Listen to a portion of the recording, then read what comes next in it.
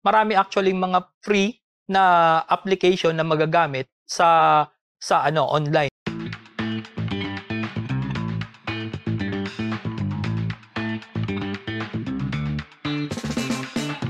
Yeah. Para hindi ka pabayaan. Okay.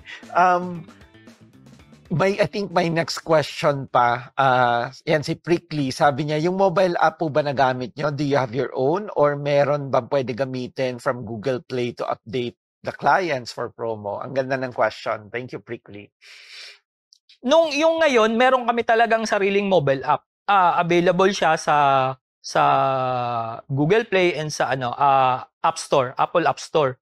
So ito talaga yung medyo nag-invest kami dito since 2018. Yun yung pero marami naman actually na kung gusto niyo lang i-try, marami actually mga free na application na magagamit sa online sa mga App Store na may mga available. I-search nyo lang kung paano gamitin. Lalo na halimbawa, kahit yung sa internal yung may mga POS na libre just to monitor your sales. Tapos, yung mga booking system, meron din, mga libre. Nag-start kami sa website namin, yung simple na booking system lang actually.